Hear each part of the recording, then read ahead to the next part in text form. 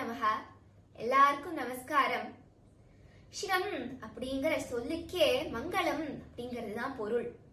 ஆசுதோஷி அப்படின்னு அவருக்கு ஒரு பேர் உண்டாம். அப்படின்னா ஆசைகளை நிறைவேற்றக்கூடியவர் அப்படின்னு. ஆனா அடியார்கள்ட்டயே தனி வைசிஷ்டியம் அதுதானே. அந்த ஆசையே அவர்தான். அவரை பாடணும், அவரை பார்க்கணும், அவரை அடையணுங்கிறது தான் அவளோட ஆசையே. அந்த ஆசுதோஷி தான் அவளோட ஆசையே. இப்ப பாடினது நம்ம கேட்டது காரைக்கால் அம்மையாரோட 11ஆம் திருமுறை. என்ன சொல்றா அப்படின்னா, கண்ணார கண்டும் என் கையார கூப்பியும் எண்ணார எண்ணதால் எண்ணியும் அவரை கண்ணால பார்க்கணும், பார்க்க பார்க்க கை தானா கூப்பணும், அவரை பத்தி நினைச்சுட்டே இருக்கணும், அவர் நெருப்புல ஆடுற அந்த காட்சிய பத்தி என்றென்றும் பாடணும் அப்படின்னு கேக்குறா. அப்படி எத்தனையோ பேருக்கு அனுகிரகம் பண்ணிருக்கார். எப்படி இவரை நம்ம வழிபடுறது, எப்படி வணங்குறது அப்படின்னு கேட்டோம்னா, அவன் அருளால் அவன் தாழ் வணங்கி அப்படின்னு சொல்ற மாதிரி அவரை வணங்கறதுக்கு, அவரை பாடுறதுக்கு, அவரை பத்தி பேசுறதுக்கே அவரோட அருள் தேவையாம். அதனால இன்னைக்கு அவரை பத்தி பாடுறதுக்கும் பேசுறதுக்கும் அவரை பத்தி பாட்டை கேட்கறதுக்கும் நம்ம எல்லாருக்கும் பாக்கியம் கிடைச்சிருக்குன்னா, நம்மளுக்கு அவ்வளோ கொடுப்பின, அவ்வளோ பாக்கியம் பண்ணிருக்கோம், அவ்வளோ பாக்கியம் பண்ணிருக்கோம் நம்ம. அதனால மகாபெரிவாளோட அனுகிரகத்தினாலையும் புனி மாமியோட ஆசிர்வாதத்தாலையும் இந்த சிவராத்திரி சில கிருதிகளையும் பாடல்களையும் கேட்டு சிவாமிர்தம் மூலமா அனுபவிக்கலாமா?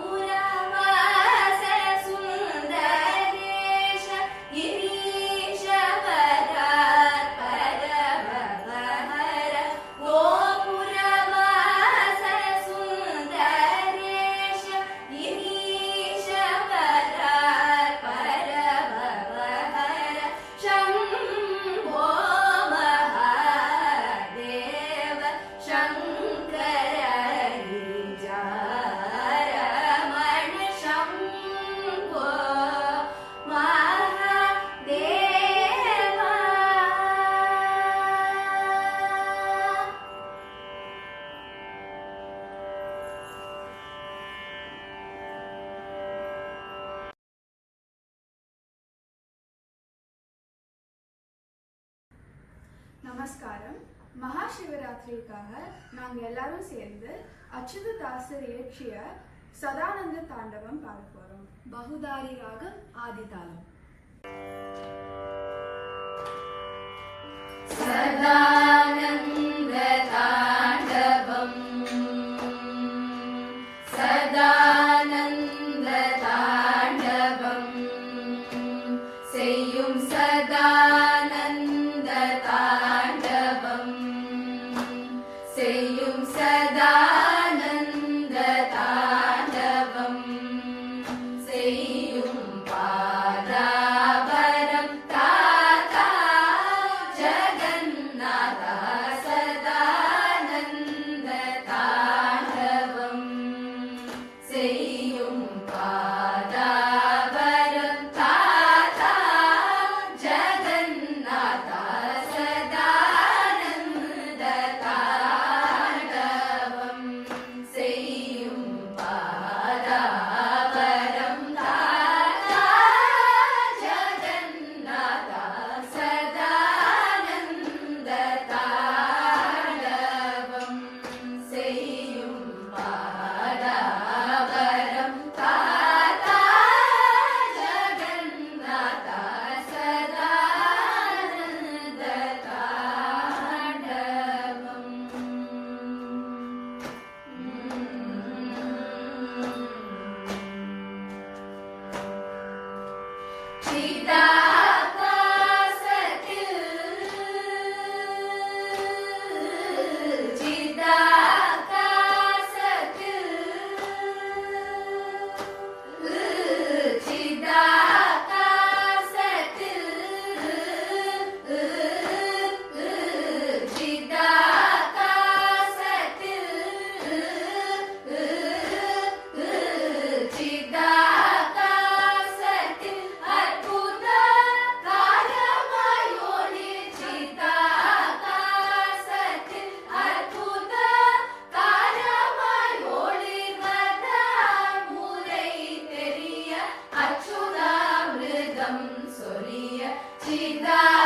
சிதாகாசத்தில் அற்புத காலமாய் ஒளிர்வதா முறை தெரிய அச்சுதாமிருதம் சொரிய சதானந்த தாண்டவம் செய்யும் பாதாபரம் தாதா ஜகந்நாதா சதானந்த தாண்டவம்